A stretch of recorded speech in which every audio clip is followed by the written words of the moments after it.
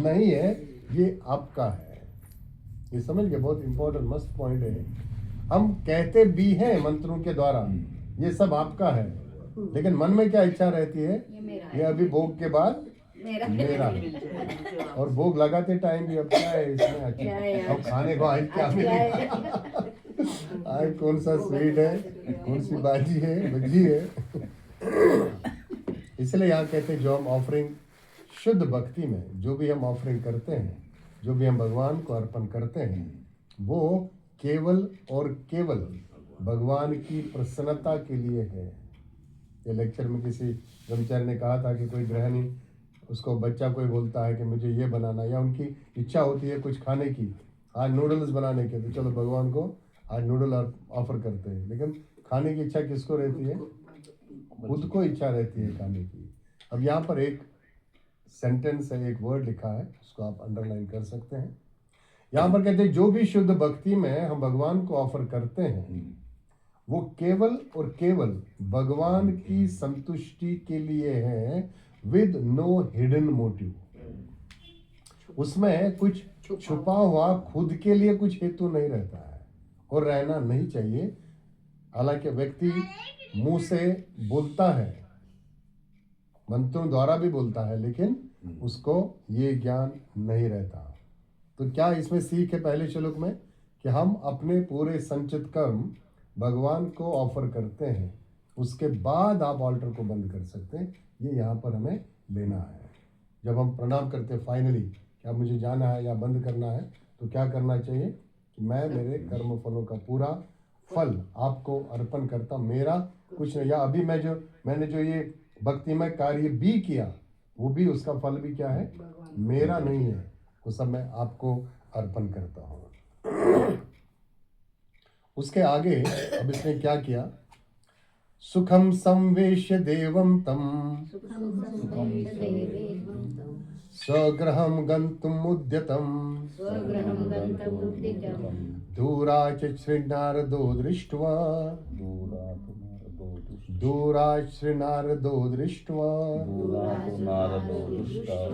तिथो मुनि समाजत। सिंपल है समझना। सुखम संवेश्य, अब क्या है? कंफर्टेबली, सुखम सुखी, सुखम एक्चुअली यहाँ कंफर्टेबली को लिखा, हम सुखी मतलब अच्छी तरह से, कंफर्टेबली। संवेश्य, अब वो जो उसने शालिग्राम शिला थी उसको क्या किया? Put to rest. इसलिए मैंने ये उदाहरण दिया था, जब आप भगवान को अभी सुलाते हैं और बंद करते हैं। देवम तम मतलब देव का जो शालिग्राम शिला थी। स्वग्रहम, स्वग्रहम, अब कहाँ जाना है मुझे? घर जाना है। गंतुम मतलब जाना है, टू गो। उद्यतम, उद्यतम मतलब क्या हो गया? प्रिपेयर, तैयारी किया अभी। दूरात, दूर से। श्री नारदा, ये कौन देख रहा था? नारद मुनि दूर से देख रहा था, ये ब्राह्मण क्या कर रहा है। दृष्टवा, वॉचिंग मतलब वो दूर से देख रहा था। उठिता, उठिता क्या होता है? अब उठा। मुनि समाजतः, और मुनियों के समाज में मतलब जो वो एकत्रित हुए थे सब मुनिगण, वहां गया। अब नारद मुनि दूर से देख रहे थे। इस श्लोक का पूरा अर्थ है कि इसके पश्चात वो ब्राह्मण शालिग्राम रूपी भगवान को सिंहासन पर स्थापित कर अपने घर लौटने के लिए तैयार हुआ। उसी समय श्री नारद दूर से उस ब्राह्मण को देखकर सहसा मुनि समाज से उठकर दौड़ते हुए और बार बार ये कहने लगा, क्या कह रहा था? ये महाशय ही महाविष्णु के प्रिय है, और बार बार बोल रहा था यही महाशय महाविष्णु के प्रिय है, यही महाशय महाविष्णु के प्रिय है। इस प्रकार कहते कहते वो उस ब्राह्मण के निकट उपस्थित हुए।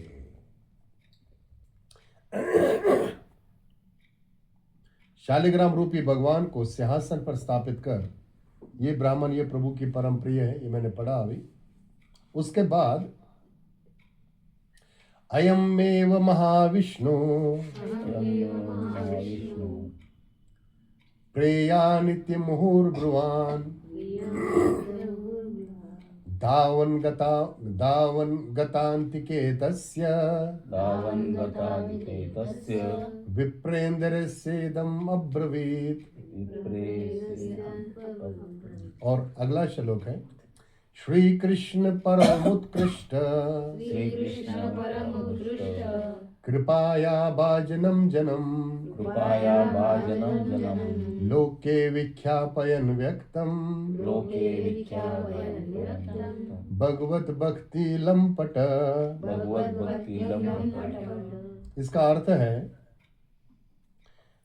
ये महाराज ही, ये महाशय ही महाविष्णु के प्रिय हैं। श्री नारद ने ऐसा किस लिए कहा, क्यों कहा? श्री नारद ने ऐसा क्यों कहा? इसे श्री कृष्ण आदि श्लोक के द्वारा बतला रहे हैं।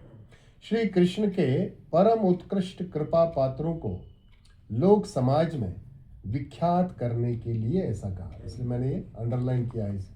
मतलब क्यों कहा उसको ब्राह्मण को बार बार। अब ये समझना है हमें, ये भी छुपा हुआ इसमें रहस्य है कि श्री नारद मुनि ऐसा क्यों कहते हैं।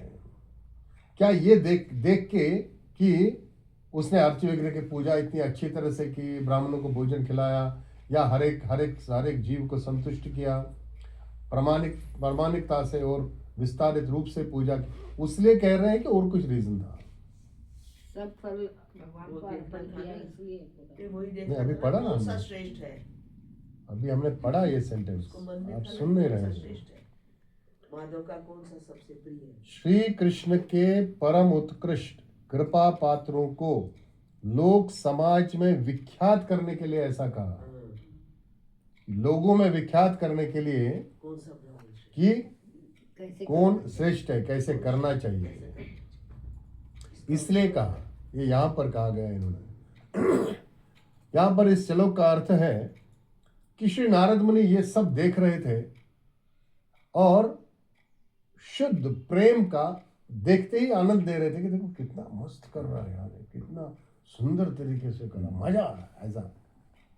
और भगवान के जितने भी भक्त हैं वो भगवान को बहुत ही प्रिय है।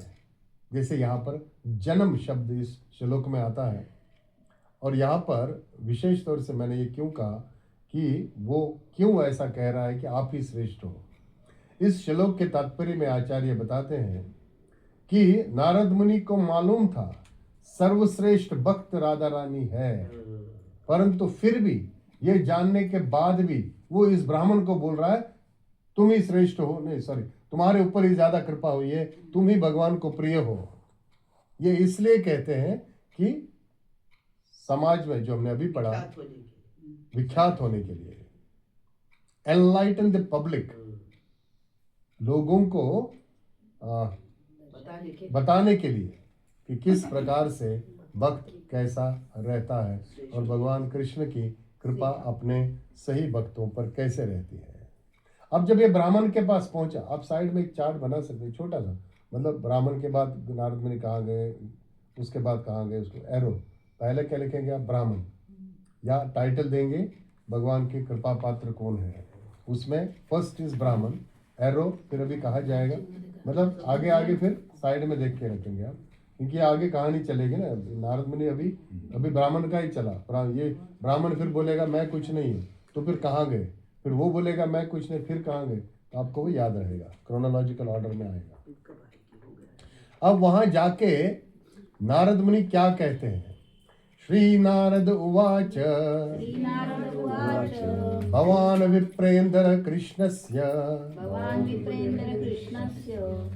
महानुग्रह भाजनम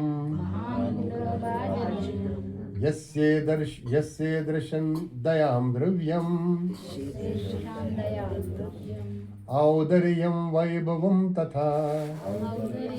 तब समझ गए हो। नारद मुनि क्या कहते हैं, भगवान तुम्हारा मतलब तुम्हारी जय हो, विप्र इंद्र हो ब्राह्मणों के लीडर, कृष्णस्य महाअनुग्रह, अनुग्रह किसे कहते हैं, कृपा को, महाअनुग्रह किसकी, कृष्ण की महाकृपा तुम पर हुई है, भाजनम मतलब तुम्हें मिला है, यस्य मतलब किसका, ईदर्शम धनम जिसके पास अभी ये इतना धन है, द्रव्य प्रॉपर्टी, औदर्यम, औदर्यम किसे कहते हैं? जनरॉसिटी, जो जो उदारू हो या उदार, क्या बोल सकते हैं उसको? जो उदार, उदार मतलब ये उदार नहीं, औदर्य, उदारता, उदारता करेक्ट, उदारता हो उसमें।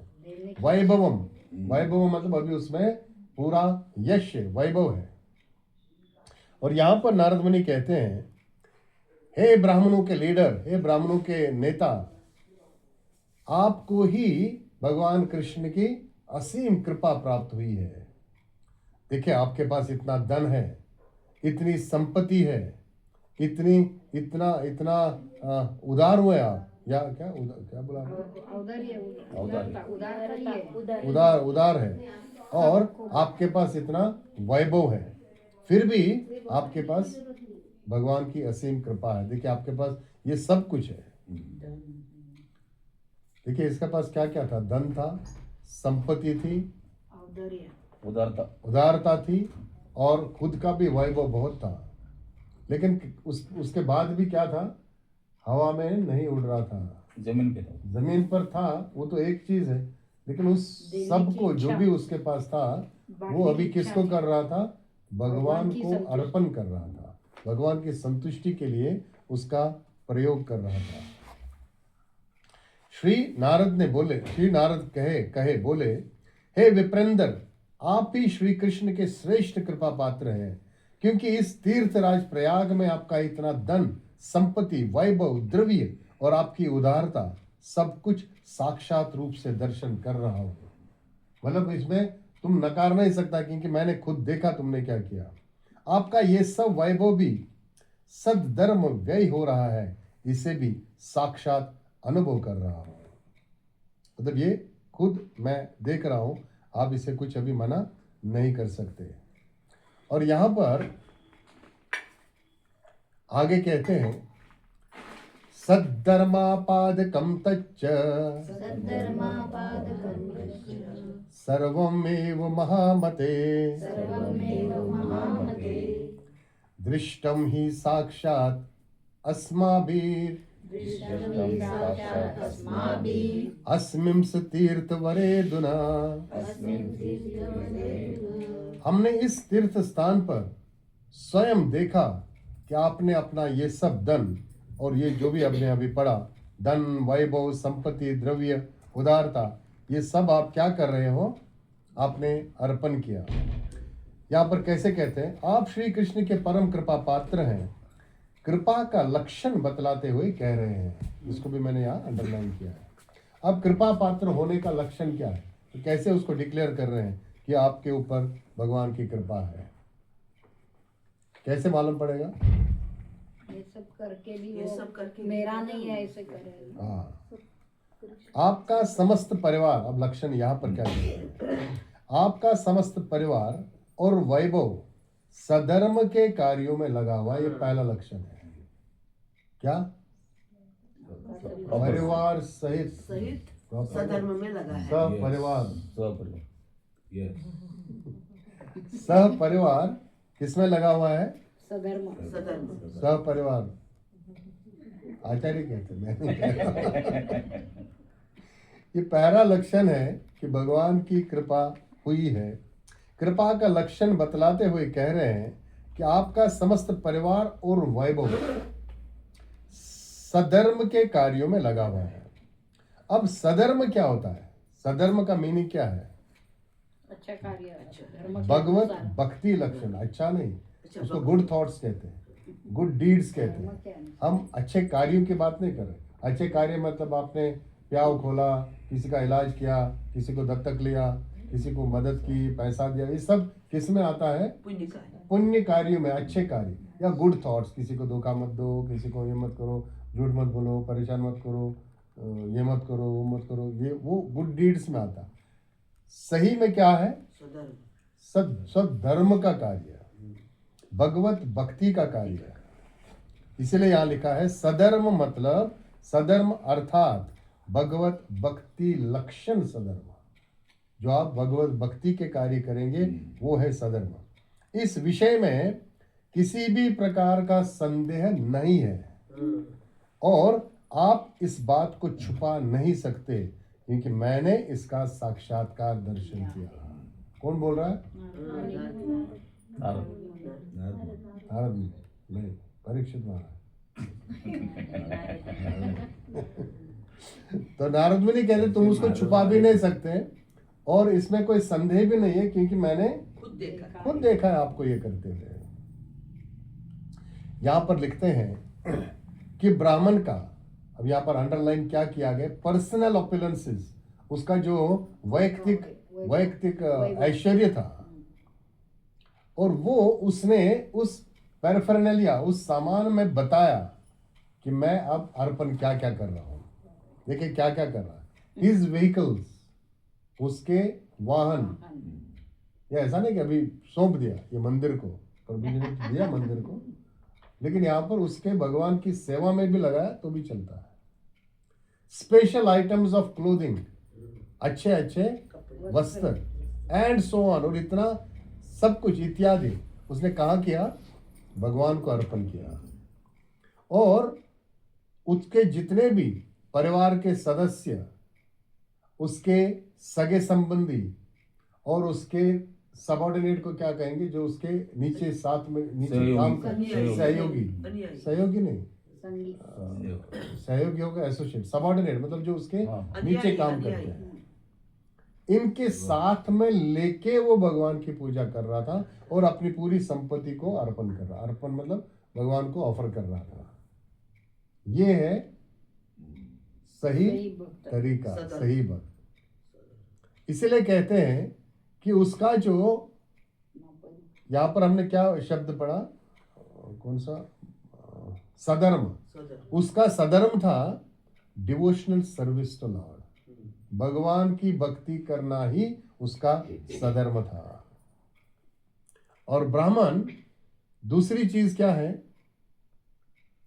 उसने अपने भौतिक संपत्ति में से किसी का अपमान नहीं किया, मतलब संपत्ति का अपमान नहीं किया।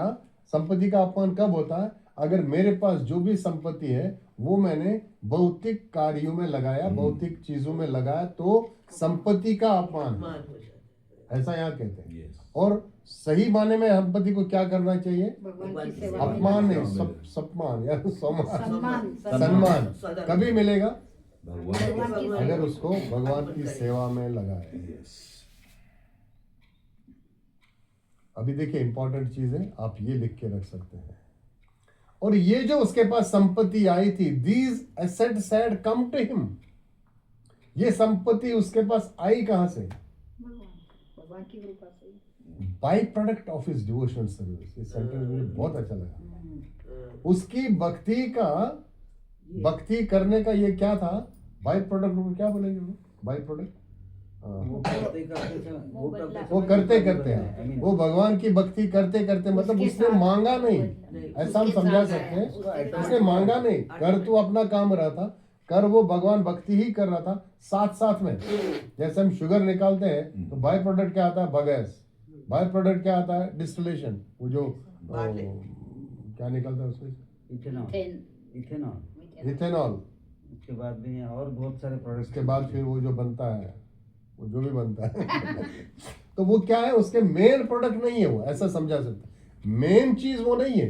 तो भगवान की जब भक्ति कर रहा था उस समय उसने मांगा नहीं कि मुझे धन चाहिए, संपत्ति चाहिए, गाड़ियां चाहिए, ये बंगला चाहिए, बिल्डिंग चाहिए, वो कुछ नहीं मांगा। वो खुद ब खुद भक्ति के साथ साथ एक के ऊपर चार फ्री। एक्चुअल वर्ड है उप उत्पादन, उप उत्पादन, यस, बाय प्रोडक्ट, उप उत्पादन। तो मेन उत्पादन क्या था, भगवान की भक्ति। उप, उसका बाय प्रोडक्ट क्या मिला, उनको धन भी मिला, संपत्ति भी मिली, सब मिला। इससे हमें क्या सीखना चाहिए, इसलिए यहाँ लिखते हैं विदाउट स्ट्राइविंग फॉर देम, उसके लिए उसने प्रयास नहीं किया। तो हमें क्या सीखना चाहिए, भगवान की भक्ति करते तो ऑटोमेटिकली सब कुछ मिल जाता है जो जरूरी है। हाँ, अगर आपके पास भौतिक चीजें भी चाहिए या भौतिक चीजों की भी कमी है, कामना है, हिडन डिजायर भी है, जो भी है वो भी भगवान पूरी करता है। कौन सा अभी रिसेंटली श्लोक पढ़ा हमने, योगक्षेम वहाम्यहम, जो नहीं है मैं आप मैं उसे स्वयं देता लाता हूं। अब ये सब सुनने के बाद ये अभी नारद मुनि उसे कहते हैं, विद्वद्वरेण तेनोक्तो विद्वद्वरेण तेनोक्तं नान्वेदं स महामुनि नावेदं समामुनि स्वामीन किं मयि कृष्णस्य कृष्णस्य कृपालक्षणम ईक्षितम। कृपालक्षणं अब देखिए ये ब्राह्मण क्या बोलता है। अब नारद मुनि ने उसे इतना सारा गुणगान किया, सब बताया। अब ये ब्राह्मण अब नारद मुनि की बातों को सुनकर लज्जित होने लगा। इतना बड़ा ब्राह्मण लज्जित होने लगा और कहने लगा, हे प्रभु आप ये क्या कह रहे हैं, तुम्ही काय बोलता तो मी आणि सर्वश्रेष्ठ आणि माझ्यावर भगवंताची कृपा झाली, आपने मुझ में श्री कृष्ण की कृपा के कौन से लक्षण देखे, हमने क्या देखा, तुम्ही अजून बघितलंच कुठे आहे, आपने मेरे लिए जो भी कहा है मैं उसका योग्य पात्र नहीं हूं। जहां तक दान की बात है मैं क्या ही दान कर सकता हूं, मैं क्या ही दान करने में समर्थ हूं, मेरा वैभव ही क्या है और मुझ में भगवत भक्ति भी कहाँ है। ये कौन कह रहा है? ब्राह्मण विप्र कह रहा है, जिसने क्या किया था, अभी अपना सब पूरा धन देकर पूरा वैभव सब कुछ कहाँ लगाया था, भगवान की सेवा में लगाया था। ये कहता है अरे तुमने क्या देखा, मेरा वैभव क्या है, मेरी भक्ति क्या है, मैंने क्या ही अर्पण किया है, आपने अभी देखा ही नहीं है। अहम वराक कोनुस्याम दातुम शक्नोमि वा कियत् दातुं शक्नोमि वैभवं वर्तते किं मे वैभवं वर्तते किं मे भगवत भजनम कुता। भगवद्भजनं कृता। मैं तो मोस्ट रेचेड पर्सन, रेचेड को क्या कहेंगे, मतलब मैं पूरी तरह से गिरा हुआ।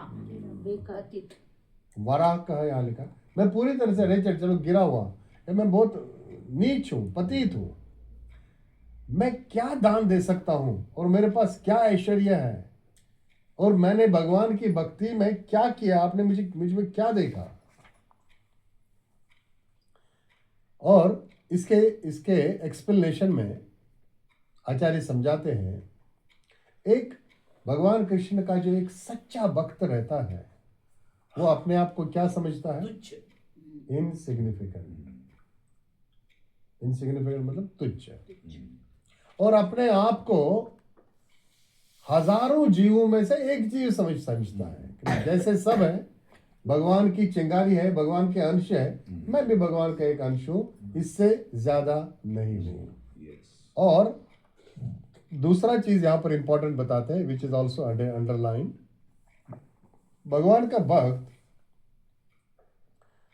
भगवान के, ये ध्यान से समझिए, भगवान का भक्त भगवान के प्रति मूर्खता के कारण विरोध करने के लिए अब लज्जित होता है। अब इसका मीनिंग समझ गए, क्या मीनिंग है इसका? क्योंकि देखिए भगवान कृष्ण के प्रति वो विरोध करके ही तो इधर आया। अब वो क्या कर रहा है, जब वो समझ गया कि भगवान कृष्ण ही सर्वोच्च है, अब उसे उसके ऊपर क्या आ रही है, लज्जा आ रही है कि मैं कितना मूर्ख था, मैंने विरोध किया। ये बहुत अच्छा सेंटेंस लगा मुझे। Devotee is sorry for having foolishly rebelled against his creator. जो मेरा विधाता था, जो मेरा निर्माता था, या कैसा बोल सकते, क्रिएटर, मैंने उसके विरुद्ध क्या किया, विरोध किया, ईर्ष्या किया, उसके लिए अब मैं क्या करता हूँ, आई एम वेरी सॉरी, मुझे बहुत, मैं बहुत लज्जित हूँ। बहुत सुंदर सेंटेंस है। और इस विरोध पर जब वो सोचता है कि मैंने क्या किया, कितनी बड़ी गलती की मैंने, तो तब वो समझता है कि मैं कितना पतित हूं। लेकिन वास्तविकता ये है, जनरली कोई इसके बारे में नहीं सोचता। कोई इस बारे में कभी नहीं सोचता। मानना भी नहीं चाहता है और उसके ध्यान में भी नहीं आता है जब तक वो भक्ति में आगे नहीं बढ़ता और शास्त्रों को नहीं समझता। किंतु दक्षिण देशे यो किन्तु दक्षिणदेशे यो महाराजो विराजते महाराजो विराजते स हि कृष्ण कृपा पात्रम स हि कृपापात्रम् यस्य देशे सुरालया। यस्य देशे सुरालया। परंतु परंतु दक्षिण देश में जो महाराज विराजमान है, अब आप एरो कर सकते हैं, अभी कौन आया ब्राह्मण के बाद? दक्षिण देश का राजा, वह ही श्री कृष्ण के यथार्थ कृपा पात्र है। अब उसने डिचो कहाँ दिया, हाँ, किस कहाँ भेजा? अभी मैं नहीं, मैं नहीं हूँ। दक्षिण देश में एक राजा है। राजा। उनके राज्य में श्री भगवान के बहुत से मंदिर हैं। उनके राज्य में सर्वत्र भिक्षुक, तीर्थ यात्री आदि सभी व्यक्ति श्री कृष्ण को निवेदित अन्न भोजन प्राप्त करके सर्वदा सुख से भ्रमण करते हैं। मतलब वो राज्य में, यहाँ अभी ये ब्राह्मण नारद मुनि को कहते हैं कि दक्षिण में एक राजा है जिसके राज्य में बहुत सारे मंदिर हैं, देवी देवता हैं, और वहाँ पर वो भगवान के सही कृष्ण के कृपा पात्र हैं। और वहाँ पर जो भी जाता है, तीर्थयात्री भिक्षुक जो भी है, सभी श्री कृष्ण को निवेदित, मतलब जो दिखाया हुआ, मतलब उनका प्रसाद खाते हैं, अन्न भोजन प्राप्त करके सुख से भ्रमण करते हैं। मतलब सुखी प्राणी, खाओ पियो सुखी। कहाँ? दक्षिण देश में। सर्वतो भिक्षवो यत्र तैरतिखा बया गतादया कृष्णार्पितन्नं भुञ्जन्नो भ्रमन्ति सुखिनः सदा। भ्रमन्ति सुखिनः सदा। यहाँ पर अभी ब्राह्मण जो है वो दक्षिण भारत के राजा का वर्णन कर रहा है कि वो वहाँ पर बाकी भी जो एरिया है आजू बाजू के, वहाँ का भी वो राजा है। वो पूरे क्षेत्र का राजा नहीं था। यहाँ पर ये उल्लेख कर रहे हैं जो हमें समझना चाहिए। यहाँ पर दो चीजें कहते हैं, महाराज और चक्रवर्ती। ये दो शब्दों में अंतर बताते हैं। महाराज था और चक्रवर्ती था, जैसे हम चक्रवर्ती महाराज कहते हैं। तो दोनों में अंतर क्या है? महाराज किसे कहते हैं? चक्रवर्ती लिमिटेड लिमिटेड, ये चीफ मिनिस्टर और प्राइम मिनिस्टर, ऐसा समझ सकते चक्रवर्ती हैं। All over. चक्रवर्ती all over, yes, very good. और उस समय यहाँ लिखते हैं चक्रवर्ती था युधिष्ठिर महाराज। चक्रवर्ती राजा उस समय युधिष्ठिर महाराज था। और दूसरी चीज यहाँ कहते हैं कि ये जो साउथ का या दक्षिण भारत का राजा था, इसे सार्वभौम भी कहा जाएगा। सार्वभौम मतलब सर्वभूमि, क्योंकि उसने आजू बाजू के भी एरियाज पर वो राज्य करता था। और बहुत सारे संत जो थे, महान संत उसके राज्य में जाते थे, क्योंकि वहाँ पर आध्यात्मिक बल था, वहाँ पर जाते थे। और बाकी भी काफ़ी लोग, ऑर्डिनरी साधारण विजिटर को क्या कहते, साधारण क्या कहते, यात्री भी जाते थे। और पिलग्रिम्स मतलब इधर से उधर। तीर्थ यात्री भी जाते थे, अपने आप को शुद्ध करने के लिए भी वहां जाते थे। और तीसरा यहाँ लिखते हैं डिस्ट्रेस पर्सन, जो दुखी थे, उनके पास कुछ नहीं था, वो भी जाते थे प्रसाद खाने के ढूंढने के लिए या छत ढूंढने के लिए। वहां उन सबको सब कुछ मिलता था, जगह भी मिलती थी, खाने को मिलता था, रहने को मिलता था, और कृष्ण प्रसाद मिलता था। It was freely available through out the kingdom. पूरे राज्य में क्या मिलता था? फ्री मिलता था। ऐसा वो राजा था। राजधानी सौमिपेच सच्चित आनंद विग्रह साक्षादिवासते भगवान कारुण्यात स्थिरताम गत। राजा के पैलेस के बाजू में निकट भगवान अपने ओरिजिनल मतलब मूल स्वरूप में विराजमान थे, जैसे अभी कहा ना सच्चिदानंद, और उन्होंने स्वयं ये रूप धारण किया था।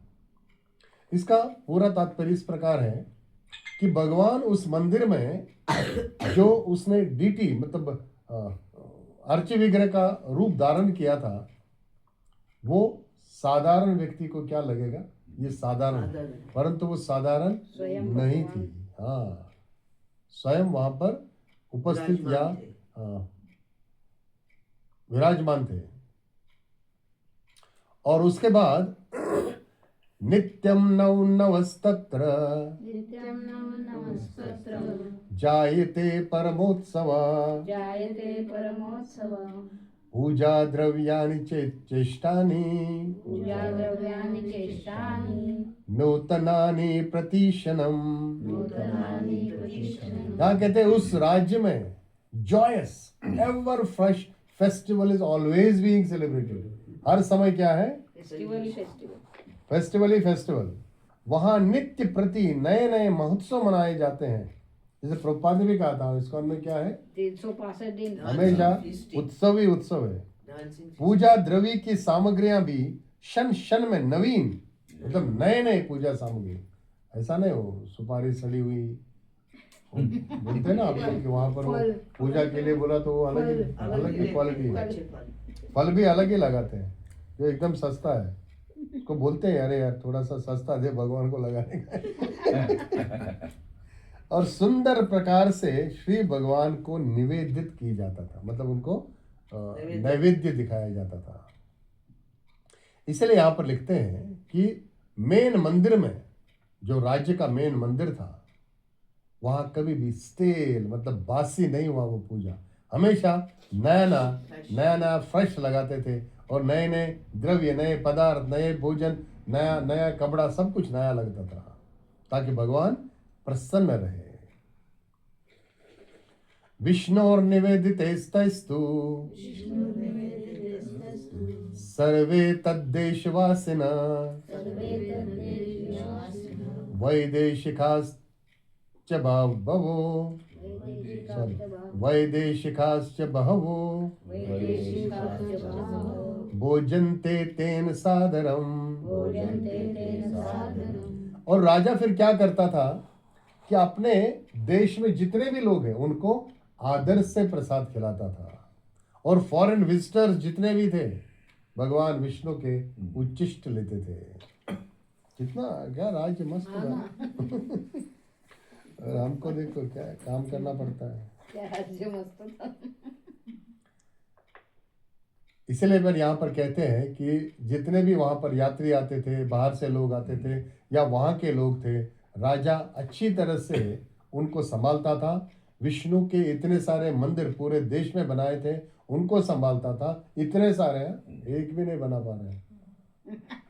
लेकिन मेन मंदिर कहाँ था? उसके महल के पास। हाँ, मदर सेंटर।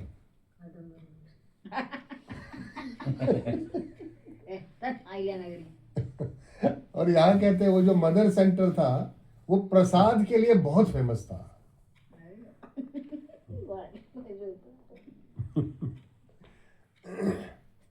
पुंडरीकाक्ष देवस्य तस्य दर्शनलोभतः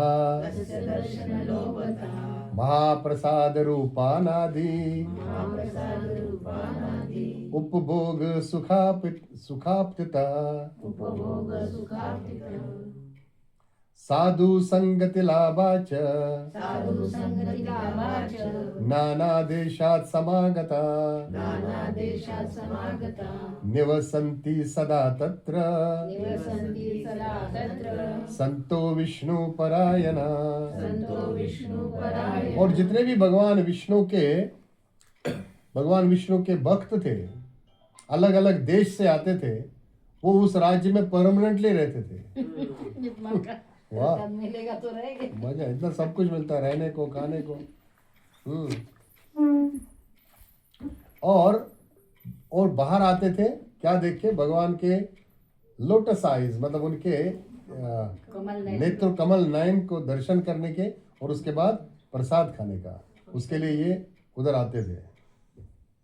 पंकज नेत्र हाँ, वाह देखो आया इधर भी देशाश्च देव विप्रभ्यो राज्ञा दत्तो विभज्य स नोपद्रवो स्थिति तद्देशे नोपद्रवोऽस्ति तद्देशे कोऽपि शोको अथवा भयम्। अब देखिए क्या है, अभी राजा को आगे इसका वैभव कितना था देखिए। ये राजा ने अपना राज्य बहुत सारा ब्राह्मणों और देवताओं को दान दिया था, उनके बीच में डिवाइड किया था, परंतु फिर भी उसका राज्य पूरी तरह से दुख और 3 चीजों से मुक्त था। किस किस चीज से? सॉरो, मतलब वहां पर कोई दुखी नहीं था। सोशल डिसरप्शन, मतलब कोई दंगा नहीं था। एंड फियर, कुछ भय नहीं था। मजा था ना, इतना उसने विभाजित भी किया था, लेकिन फिर भी लोगों में कुछ भय नहीं था, मतलब शांति थी हर जगह। अभी मैं श्लोक नहीं पढ़ूंगा, समय होगा हमको किसी लेवल पर पहुंचना, मैं अर्थ पढ़ूंगा खाली। उस राज्य में धरती भी बिना जोते फसल देती थी, अरे बाप रे बिना जोते। परतु महाराज का वर्णन आता भागवतम में, वहाँ बिना जोते उसे वर्णन नहीं है, लेकिन वहां पर यह भी वर्णन है कि अगर राजा पायस रहता है तो वहां पर अनाज भी आता है, बारिश भी आती है, सब कुछ अच्छा मिलता है। इस राज्य में क्या होता था, धरती बिना जोते फसल देती थी और वर्षा इतनी होती थी कि लोगों को सफिशिएंट पानी था, और जो भी फल सब्जी कपड़ा उधर होता था वो भी सबको पूरा होता था। यहाँ पर बाइबल का रेफरेंस आता है। बाइबल में ये लिखा है कि भगवान ने आदम को पनिश किया, मतलब उसको सजा दी। किस लिए? कि वो भगवान के बगीचे में, जिसे गार्डन ऑफ एडन कहते हैं, वहां से उसने विद्रोह किया। और उसको सजा क्या मिली थी? वो मैं पहली बार देखा। उसको सजा ये मिली थी कि उसको अपना अन्न पाने के लिए धरती को जोतना पड़ेगा। ये सजा किसको मिली थी? आदम को मिली थी। क्या अभी आदम खोर है? बाइबल में भी बाइबल का ही, बाइबल का ही बता रहा है यहाँ कि आदम को भगवान ने ये सजा दी थी, ये पनिश किया था कि तुझे जोतना पड़ेगा, कि तुम्हें धरती जोतनी पड़ेगी। भगवान को द्वेष किया, भगवान को द्वेष किया, आदेश के बिना फल तोड़ा, फल तोड़ा ना। भगवान से ईर्ष्या की। भगवान से इसे वही तो लिखा है ना, फॉर रिबेलियन। तुमने वहां रिबेलियन किया, मतलब विद्रोह किया, उसके लिए तुम्हें हमने सजा भी क्या दी? विद्रोह किया है ना, इसलिए तो इधर है। हाँ तो भुगत रहे मिलर हैं है ना, ना। हमको भी सब कुछ करना पड़ता। इसको धरती जोतनी पड़ती, एक ही हो गया ना, आदम तो हम ही है ना। आदम तुमको क्या करना, तब तक खाना नहीं मिलेगा। लेकिन इस राजा के राज्य में क्या था, इसलिए वो कोरिलेट हो रहा है क्योंकि उस समय कोई ऐसा था ही नहीं, मतलब पापी व्यक्ति, और उसके राज्य में इतना प्रबल उसका जो इन्फ्लुएंस था। बिना जोते धरती भी खाना देती थी, वो उपज देती थी। और यहाँ पर आदम को और क्या मिला था? You have to earn your food by tilling the land by the sweat of your face. तुमको जब तक पसीना नहीं आएगा, आजकल है, मतलब तुमको इतना पसीना हार्ड वर्क करना पड़ेगा। रोज सुबह 7 बजे निकलो, 300 किलोमीटर जाओ, अगले दिन फिर से जाओ, लाडू खाओ, फिर से तीसरे दिन जाओ। ये है कठोर परिश्रम। क्यों? हमने किया विद्रोह। क्योंकि विद्रोह किया था। लेकिन अभी घर के इन्फ्लुएंस में क्या है? सब सुख समृद्धि है। और यहाँ पर कहते हैं, बाइबल हमें कहती है कि आदम और ईव क्या था, पहले दोनों उस बगीचे में फल को एंजॉय कर रहे थे, लेकिन उसको क्या लगा कि यही क्यों खाए, मैं भी इसको एंजॉय करूं। उसी समय क्या हो गया? नीचे गिर गया। और यहां पर इसीलिए लिखते हैं कि वही आइडियल कंडीशन जो थी उस समय दक्षिण भारत के उस देश में थी कि आपको कुछ नहीं करना पड़ता था और बारिश भी काफ़ी मिलती थी, क्रॉप मतलब फसल भी पूरी थी और रात को बारिश गिरती थी जब, अरे ये भी अच्छा है, मोस्टली वर्षा रात को गिरती थी जब वहाँ के रहने वालों को डिस्टर्ब ना हो। सतयुग में ऐसे होता। सत्युग का ही है ना, बोला ना इन्होंने भी। युधिष्ठिर उस समय ये थे महाराज थे ना, चक्रवर्ती। कौन सा युद्ध? द्वापर की कहानी है, लिखा है ना इसमें। उस समय चक्रवर्ती राजा युधिष्ठिर थे। मैं कहाँ पहुंचा जी, दूर से लोग और है। 8:25 नहीं, मुझे ज़्यादा नहीं है, जल्दी करेंगे क्योंकि मैं यहाँ पर पहुंचना चाहता हूँ कि नारद मुनि अब दक्षिण भारत गए, नहीं तो ये बीच में हो जाएगा, मैं पास करूँगा। यहाँ वो जो रहने वाले थे ये राजा को फॉलो करते थे जैसे उसके बच्चे हों और अपना सामाजिक जो कर्तव्य था वो भी अच्छी तरह से पालन करते थे और भगवान कृष्ण के भक्त थे। और उसके आगे राजा, हाँ अभी यहाँ पर विशेष चीज यहाँ पर कहते हैं, सचाग्रव सदा नीच। यहाँ पर राजा हमेशा क्या था? अगर्व, गर्वित नहीं था, always prideless, worshipping Lord Achyuta with services. और क्या करता था? हमेशा भगवान कृष्ण की सेवा करता था। कैसे? एक मीनियल असिस्टेंट वुड परफॉर्म, मतलब एक सादा सेवक जो सेवा करता है वैसे ही सेवा वो भगवान की करता था और बिल्कुल भी गर्व नहीं था। जैसे सुविधा माता जी को जब सेवाएं दी जाती है ना, वो एक तो सबसे पीछे बैठती है और बोलती भी नहीं है मेरे को क्या सेवा चाहिए, और अगर बोलना भी पड़ा तो क्या लेती है? चप्पल स्टैंड। इसको क्या कहते हैं? ये दक्षिण भारत के राजा जैसे लक्षण आहे हे तर असेल राजा नाही तर त्यावेळेला हो सकता है। नहीं होगा क्योंकि वो राजा वापस नहीं आने वाला था।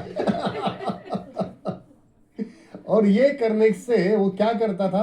सभी he used to please all the people and is dear to the Lord। भगवान का प्रिय था और सभी लोगों को खुश करता था। यहाँ तो और भी लिखा है उसके राज्य में और क्या क्या होता था। भगवान की बहुत ही धोता था, फ्लोर धोता था, मंदिर के फ्लोर को धोता था, डेकोरेट करता था और सभी जितने भी मंदिर में दिए थे उनमें तेल भरता था। ऊपर से टपक गया भगवान को। हाँ, लेकिन नीचे अटक गया। उधर से टपका लेकिन नीचे अटक गया।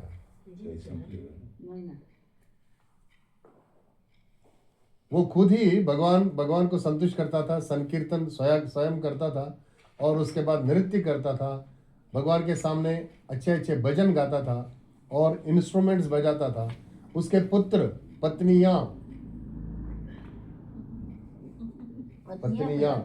पुत्र उसके भाई, ग्रैंडसन्स, प्रीस्ट्स, सर्वेंट्स, मिनिस्टर्स जितने भी थे सारी प्रजा सबको साथ में लेके कि तुम भी इसमें भाग लो, वो सब भगवान की आराधना में लगते थे। और ये सब अच्छे गुण उसमें कैसे आए? यहाँ लिखते हैं good qualities arise from his devotion to Krishna. क्योंकि भगवान कृष्ण का भक्त था, ये भी हमने श्रीमद् भागवत में पढ़ा है। अगर कोई भक्त रहता है ऐसा, भगवान की भक्ति में लीन रहता है, तो उसको अच्छे गुण खुद ही अंदर आते हैं, उसके लिए अलग से प्रयास नहीं करना पड़ता है। और इसलिए यहाँ पर ब्राह्मण कहता है मैं उसके कितने गुण आपको गिनाऊं, मैं तो उनका वर्णन भी नहीं कर सकता।